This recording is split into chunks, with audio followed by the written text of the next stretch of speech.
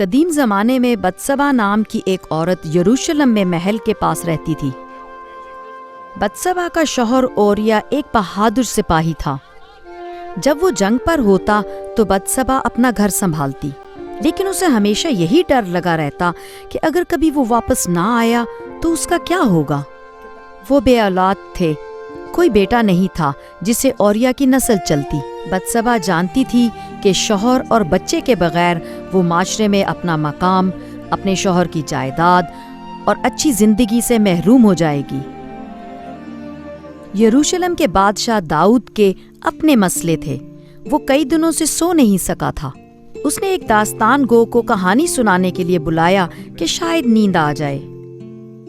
پھر اس نے چھت پر ایک عورت کو دیکھا جو نہا رہی تھی۔ وہ بہت خوبصورت تھی۔ داؤد جانتا تھا کہ وہ اوریا کی بیوی ہے، لیکن اس نے اسے اپنے پاس بلا لیا۔ بتسبا آئی تو وہ بہت خوفزدہ تھی۔ اسے ڈر تھا کہ شاید اسے شوہر کی موت کی خبر ملے، لیکن داؤد بادشاہ نے اسے محل میں اس کے شوہر یا جنگ کے بارے میں بات کرنے کے لیے نہیں بلایا تھا۔ بادشاہ نے اپنے خادم بھیج دیے اور وہ دونوں اکیلے رہ گئے۔ الجھی ہوئی بتسبا نہیں سمجھ سکتی تھی کہ وہ کیا محسوس کر رہی ہے۔ ایک طاقتور بادشاہ نے جو اسے مروا بھی سکتا تھا اپنے پاس تنہائی میں بلایا تھا، لیکن وہ ایک شادی شدہ عورت تھی۔ بادشاہ کے پاس یوں تنہائی میں اتنا قریب ہونا ٹھیک نہیں تھا۔ بتسبا نے اپنے خاوند کا ذکر کیا اور جانے کی کوشش کی، لیکن داؤد نے اسے جانے نہ دیا۔ بتسبا محل سے پریشانی میں نکلی اور اسے گھر پہنچ کر ہی سکون ملا۔ اس نے نارمل زندگی گزارنے کی کوشش کی، لیکن بادشاہ کے ساتھ اس کا ملنا جاری رہا۔ بتسبا جلد جان گئی کہ داؤد نے اسے حاملہ کر دیا ہے۔ وہ اب کیا کرتی؟ اسے داؤد کو بتانا ہی پڑا۔ بادشاہ یہ جان کر بہت پریشان ہوا، لیکن جلد ہی اس نے ایک منصوبہ بنا لیا۔ اس نے بتسبا کے شوہر کو محل میں بلایا۔ جب اوریا پہنچا تو داؤد نے گرمجوشی سے استقبال کیا۔ اس نے اوریا سے کہا کہ وہ جنگ پر واپس جانے سے پہلے گھر جائے اور بیوی کے ساتھ وقت گزارے، لیکن اوریا نے دیگر سپاہیوں کے ساتھ کھلے میدان میں رات گزارنے کا فیصلہ کیا۔ داؤد نے اگلے دن پھر کوشش کی اور اس نے اوریا کو شراب پلا کر مدہوش کر دیا۔ گھر جاؤ، اپنی بیوی کے ساتھ رہو، لیکن اوریا نے پھر انکار کر دیا۔ داؤد نے اوریا کو کمانڈر کے نام تحریری احکامات کے ساتھ جنگ میں واپس بھیج دیا۔ اوریا کو جنگ میں سب سے آگے رکھنا اور اس کے پاس سے ہٹ جانا تاکہ وہ مارا جائے۔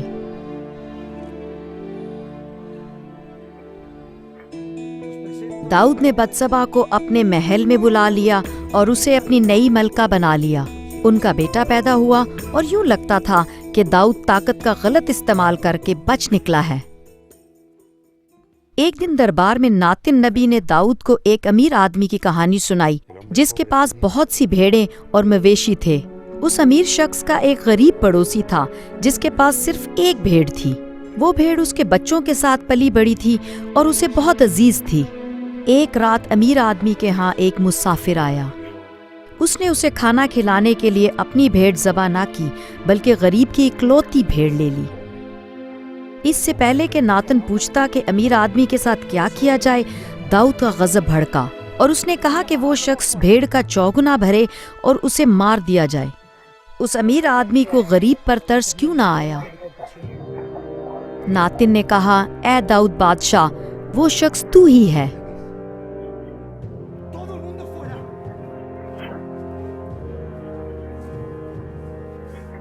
ناتن نے داؤد کو بتایا کہ خدا نے اس کا گناہ دیکھ لیا ہے کہ اس نے کیسے اوریا کو جنگ میں مروا کر اس کی بیوی لے لی۔ خدا اس گناہ پر بہت ناراض تھا اور اب داؤد کو اس کا نتیجہ دیکھنا تھا۔ آنے والے دنوں میں اس کے خاندان کا خون بہنا تھا اور داؤد اور بتسبا کے بچے کو مرنا تھا۔ غم سے بھرے داؤد نے خدا سے معافی کی منت کی اور اپنے بیٹے کی زندگی کی بھیک مانگی۔ بتسبا کو بھی بیٹے کی بیماری کا غم تھا۔ بچے کی حالت خراب ہوئی تو داؤد نے اتنے طویل روزے رکھے کہ بتسبا پریشان ہو گئی۔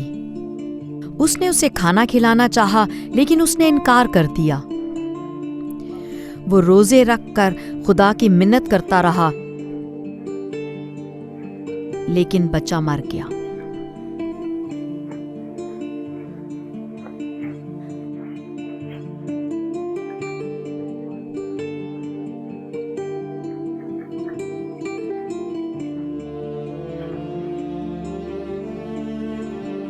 اب بتسبا نے بھی خاموشی توڑی۔ اس نے داؤد کو یاد دلایا کہ اس نے اسے کتنی تکلیف دی تھی۔ اس نے بتسبا سے اس کا شوہر، اس کا بچہ اور اس کی عزت چھین لی تھی۔ اس کی اچھی خاصی زندگی کو اس نے تباہ کر ڈالا تھا۔ داؤد نے مان لیا کہ اس نے اس کو بہت تکلیف دی تھی، لیکن اس کے گناہ روز بروز اس کے سامنے آتے رہے۔ سب لوگوں کو اس کے گناہ کا پتہ چل گیا۔ وہ عبادت کے لیے ہیکل میں گیا۔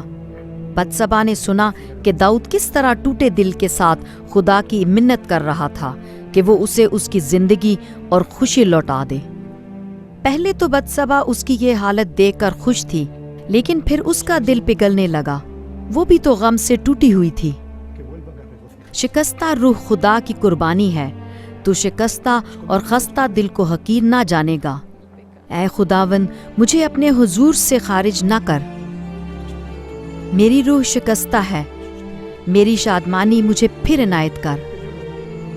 داؤد کی دعا سن کر بتسبا جان گئی کہ خدا اسے کبھی نہیں چھوڑے گا۔ وہ داؤد کے گناہوں کا شکار تھے، لیکن خدا نے ان کی توبہ دیکھی، ان کے گناہ معاف کیے اور انہیں ایک نئی زندگی دی۔ بتسبا کی کہانی بہت دردناک ہے۔ اس کی زندگی شکستہ اور خستہ تھی، لیکن خدا نے اسے اپنے لوگوں کی زندگیوں کے لیے استعمال کیا۔ آخر میں داؤد نے بتسبا کا دکھ محسوس کر لیا اور اس نے اسے تسلی دی، اور پھر وہ اس کی سلطنت میں ایک بااثر ملکہ بنی۔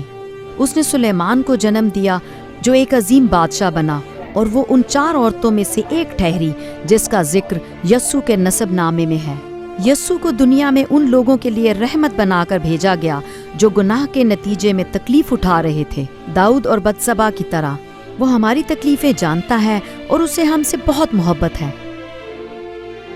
متی کی انجیل میں وہ کہتا ہے، مبارک ہیں وہ جو غمگین ہیں، کیونکہ وہ تسلی پائیں گے۔ خدا ہماری شکستہ روح کو جوڑ کر، ہمارے آنسو پونچھ کر ہمیں ایک نئی زندگی دینا چاہتا ہے۔ کیا آپ اس کی رحمت اور محبت کے بدلے اسے اپنی شکستہ زندگی دیں گے؟